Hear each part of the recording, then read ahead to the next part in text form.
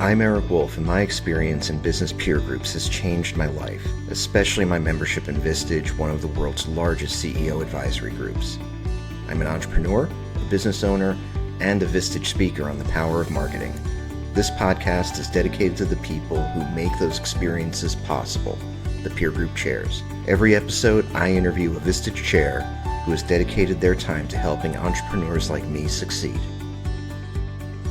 Welcome to Chairwaves. My guest today is Mr. Machen MacDonald from Grass Valley, California.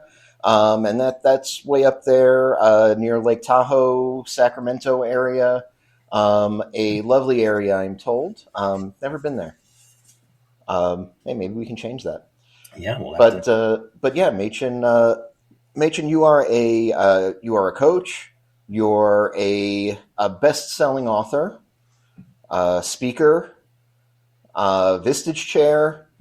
How did you get into all of these things? Oh, well, the long story short is I started out in financial services, and towards the end of that career, I was actually coaching other financial advisors to grow their practice. And about 21 years ago, I kind of figured out maybe I got an opportunity to be a coach. And I looked into what coaching really was and got some certifications along the way and hung out a shingle and became a coach for primarily financial advisors, but also other small business owners. And then a couple years ago, I was tapped on the shoulder by a Vistage Chair in Sacramento, Bill Nemi, who reached out to me just cold on LinkedIn, actually approaching me to get into his group. And then it wasn't a fit for me at the time. And he said, well, who do you know that might be a good fit? And I referred a couple people, two of the people that are still members of his group, actually, which is kind of cool. And then we kind of stayed in touch, and he suggested that maybe I look into being a Vistage Chair. And I got in the fold somehow, and they interviewed me, I interviewed them, and it seemed just to be a good fit for kind of the next chapter of what I'm doing with my coaching. You're, and this is something, by the way, for anybody who looks at your website, who reads your bio, who really checks you out. There is a level of passion about the practice of coaching and there are a lot of people that are great coaches and that were made to be coaches and that are great Vistage Chairs, but you have a lot of passion, it seems, and tell me if I'm mischaracterizing this, about the actual practice of coaching and what goes into it. I'm sure that those certifications helped inform that. I'd love to know where that comes from. Well, I think if I summed it up, I truly believe that our business should be a blessing to our life and not our life. And what I mean by that, when I started my coaching practice and when I started my financial planning practice, there was a stage where I got consumed with kind of the growth of those practices or businesses. And it disrupted other things in my life. One was my marriage. We're still happily married 33 years later, but we went through a couple rough patches as a result. And I know some other people, business owners, that suffered health issues. I know of one that even committed suicide because of the pressure. And that just got my attention of, there's an easy solution to this. And through the coaching. I think it's worth saying, though, that I think that anyone who knows a lot of entrepreneurs, anybody who knows a lot of executives, business owners, people in these kinds of positions that you go to a Vistage group and you see these people, I mean, to have experienced things like marital problems, like stress, like health issues. Now, this is in a way completely normal, But in another way, this is a lot of people settling for something that doesn't have to be a permanent part of their life.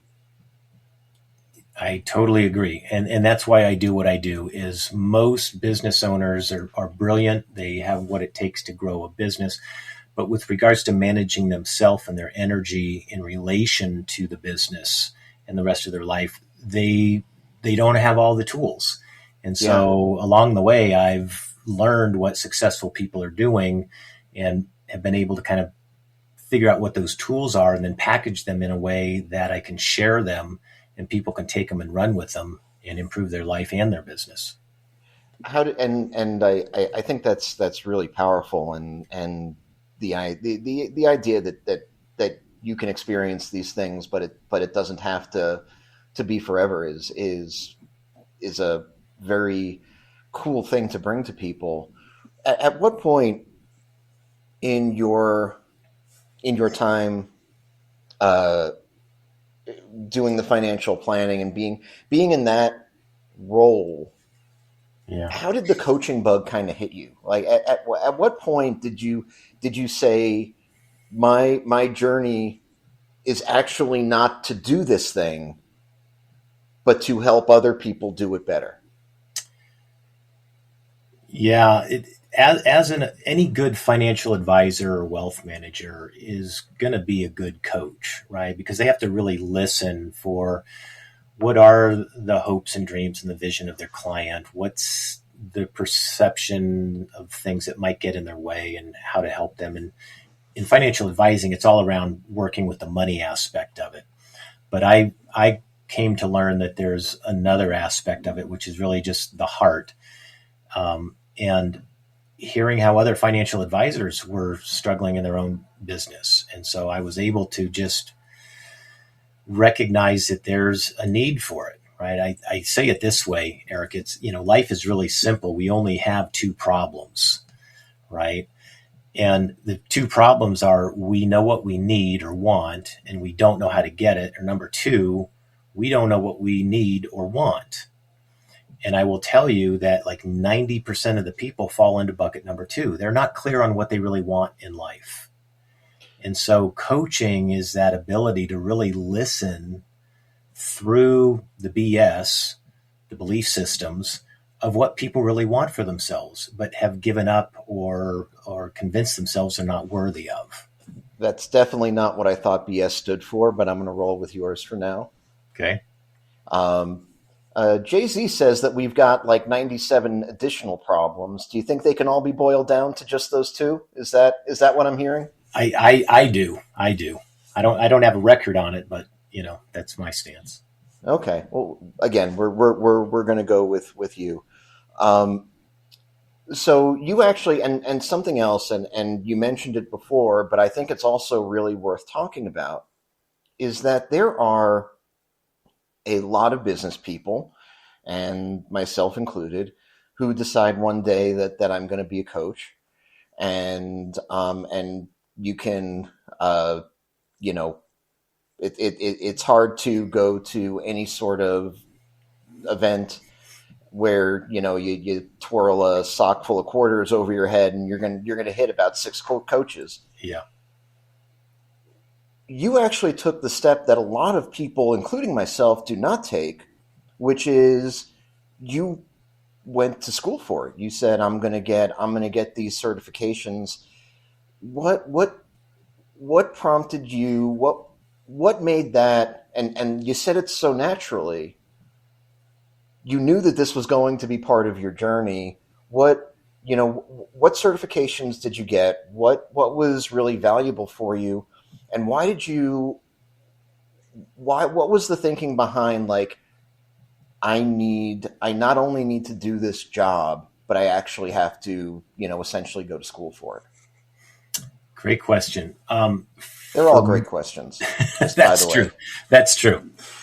For me, it was I reached a point when I was with the financial services company. They actually wanted me to move back to New York, and it was an inflection point for me at that stage in my life. And I actually ended up hiring a life coach to help me think through this process.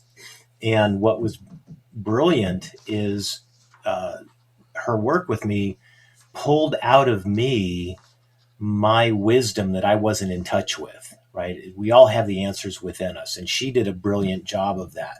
And as we were talking, we came up with great solutions, but she planted the seed of, you would be a great coach. And I was kind of thinking like, well, I am a great coach, but to experience what she was doing with me, she wasn't telling me what to do. She wasn't sharing, stories or case studies. It was just true inquiry, true Socratic process.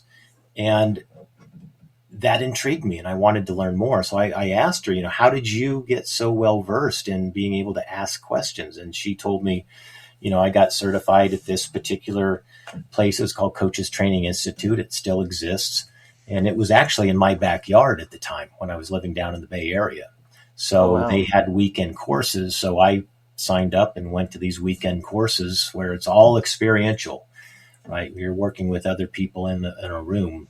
And it just really, helped me get the chops to be a good coach. When when you when you started doing this, what were the things that were hardest for you? What was the adjustment that you had to make in going from being a practitioner to being a coach? Well, I think the hardest part, if I'm being truly transparent, it's two things. One is the marketing of it, Hmm. right? Because like you say, you swing a wet rag and you hit 36 Oh, yeah. coaches at any event, and everybody thinks they know what that means. So how do you differentiate yourself and so forth? And so I kind of cracked the code on some of that. But truth be told, I'm still, curious about really what makes it all work with regards to marketing the practice.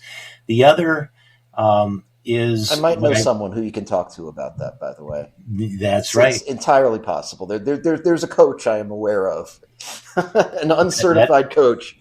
that's why we're here, Um, brother. all Uh, good. the other thing, again, being totally transparent, was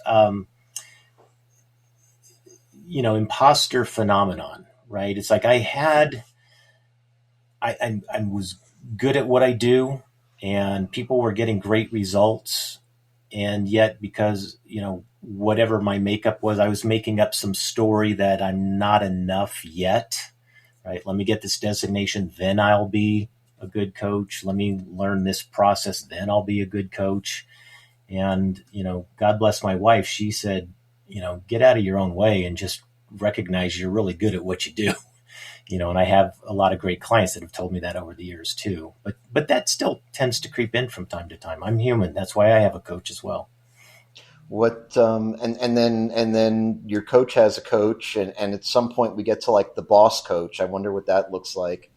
But in all seriousness, though, when you're sitting down with somebody, and whether it's one of your clients, whether it's a Vistage member, and they're coming to you and they're basically loaded down with their BS, as it were. How are you working through that with them? How do you get somebody to unload their BS? Well, it's through conversation, and the great line that we use in Vistage is how do I, right? So I usually Hmm. start a call with what are you trying to figure out or bring about, and that starts the conversation, and then it's a matter of, and all my clients know this, is I'm going to have this coaching conversation with your wise self, right? The level 10 Eric that exists. But what we're going to find is there's different parts of you that are going to chime in from time to time, right? Some people call them the gremlins, the saboteurs, the ego, Hmm. you name it. So when that creeps in, I'm just going to call it out and say, hey, I'm not here to talk to and we usually give it a name, right? So, I'm not here to talk to, sideways Eric. I'm here to talk to the wise man in front of me that knows the answer. And I I get you to like that. tap into that. I'd like to meet this level 10 Eric one of these days. He sounds terrific. Um, how has it been now? The Another interesting thing to note, of course, is that now as a Vistage Chair and you have a CE group, Mm-hmm. the expectations of a chair and the expectations of a coach are different. Mm-hmm. What is that like navigating for you? What are how do you change hats to lead a Vistage group versus when you're with a somebody that's a straight coaching client? Yeah, thanks. It As a Vistage Chair, sometimes I feel like a glorified timekeeper, you know. But it's really There's some of that. it's finessing the facilitation, right? We have a room with collective wisdom in it, and my role, as I see it, as a chair, is to really tap into that wisdom and really help the other members of the group become good coaches themselves through Socratic inquiry, through listening, um, and not being the smartest person in the room, but maybe being the most vulnerable or humble person in the room, and noticing what can come up, what can percolate and surface as far as a solution. Because if we don't hold that space, we're really limiting the access to what's available. And so for me, it's just remembering that and managing the energy in the room. Yep. You get a lot of big egos in there that want to really kind of take over and control. And, there's a lot of people that are expecting the chair to manage that. Which is a difficult expectation because you're not there. You're there as a leader, not necessarily as a cat herder. Um, when how do you approach as a chair um, bringing the right culture to the group? Mm. Yeah. And all groups are a bit different. They are. Um, for my group, it's everybody has to be really comfortable with the word love, right? My word for the year actually is ad lib, which I made up as an acronym for advancing decisional love in business, right? And if we come from love and our wise self, we have the answers. But when we fade away, fear, angst, insecurity, and doubt, that's where everything gets sideways. So my gang is hungry, humble, helpful, and super vulnerable and really willing to go into that place of love and help each other tap into that side of it. Most of us, and especially those of us who grew up, so to speak, in corporate America, that's not the way that we initiate people into the workplace. We A lot of workplaces were told that your feelings don't belong here. Your baggage, whatever it is that you're carrying around, doesn't belong here. Your love does not belong here. This is not a touchy feely kind of space, and yet you very freely talk about. Now you're not obviously the first Vistage Chair to come on this program and talk about vulnerability. I think that that's one that our entire community really latches onto. Yeah. But to really go a step beyond and say no, we're actually here for love. That is very different than the way that a lot of us are indoctrinated into work and Yeah. business. Yeah. And it's, we're not talking the love of, like a box of chocolates and flowers, right? It's a bigger force, if you will. And Right. it's learning how to tap into that force, right? free from fear, free from angst, free from insecurity and doubt. And we're going to have feelings, right? Feelings are nothing more than the gauge on our dashboard. And if we're not using those, we're going to burn up the engine. We're going to, crash. And if we know how to use the feelings, right? And a feeling or an emotion is nothing more than a result of our thinking and our beliefs and our ideas. So if the emotion is causing disruption, chances are the thinking is maybe not accurate. So that's where we can identify it and move back and forth to finesse it into that place of love to get the solutions and the outcomes that we desire. When you're working with folks, and I'm sure that, and looking at, if you were to take a visual tour around the room at your next CE meeting, I'm sure that you're going to see a lot of smart people, Mm-hmm. a lot of people who have, in one way or another, achieved a certain level of success. Um, but you're also going to see people who are probably coming to that meeting not yet meeting their full potential. When you see somebody and you know what they can be, but they don't understand how to get there. Mm. How are you? What's your approach to working with somebody to try to change that? Whether it's a Vistage member or a coaching client, what are the things that you're going to go and tell that person? Yeah, so I do approach it differently if I'm in a group versus one to one. I'll start with the one to one.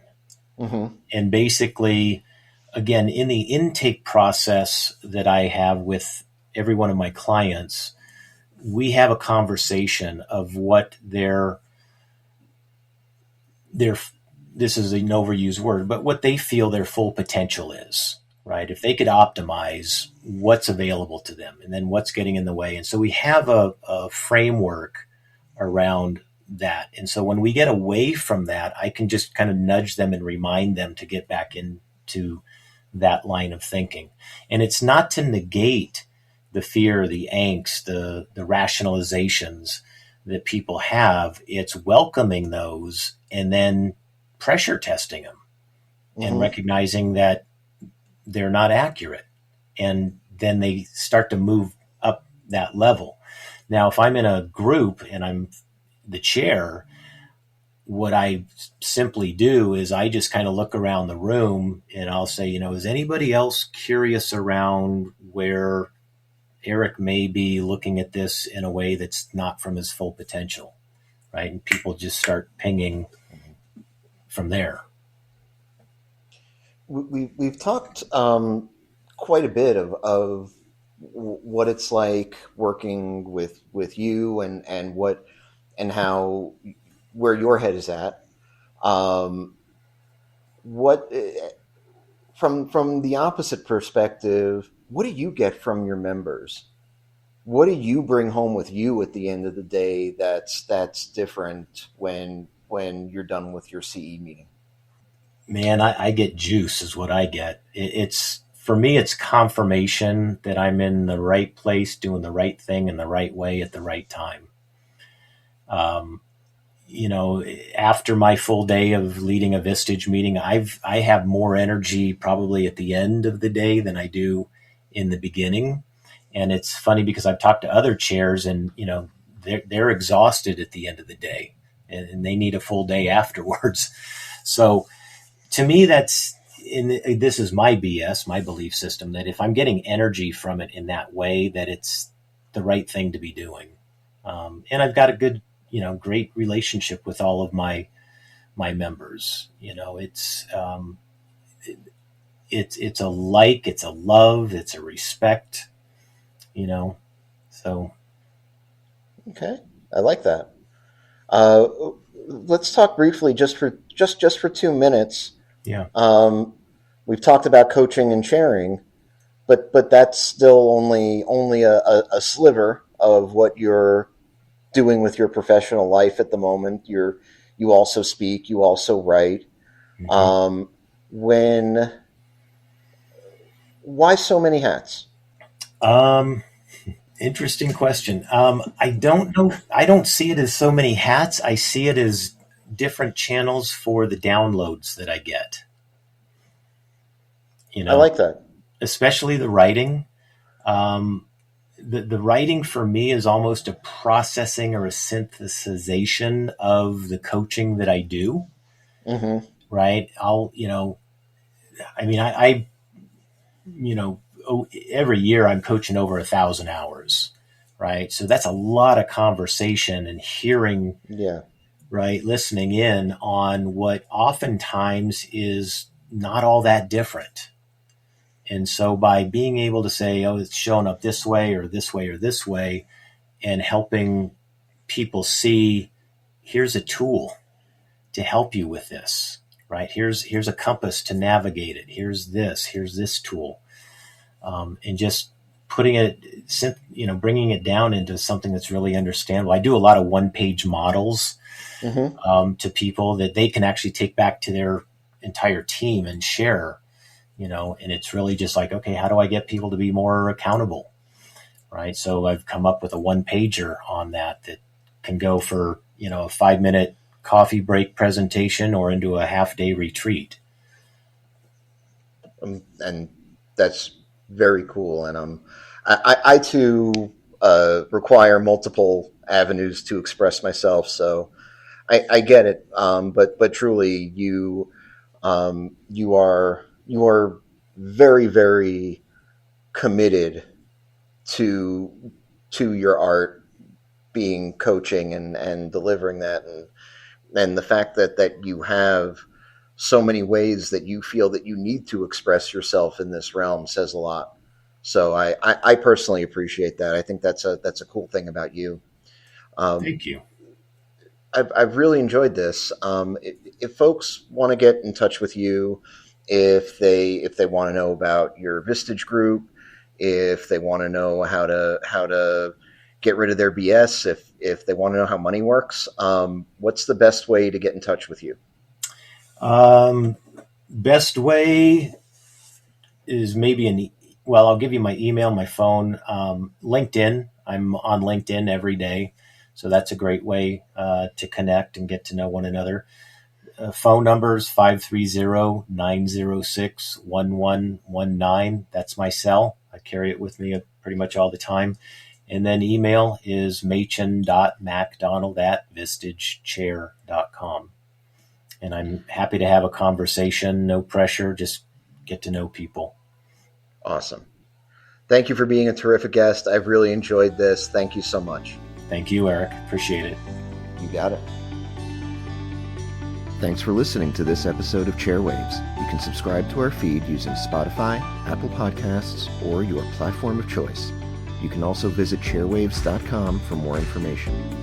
Chairwaves is hosted and produced by me, Eric Wolf, and to connect with me, you can visit my website at ewolf.live. That's EWOLF.live. And a disclaimer, while I love Vistage and CEO peer groups, this podcast is not owned by or affiliated with Vistage or any other peer organization. Thanks for listening.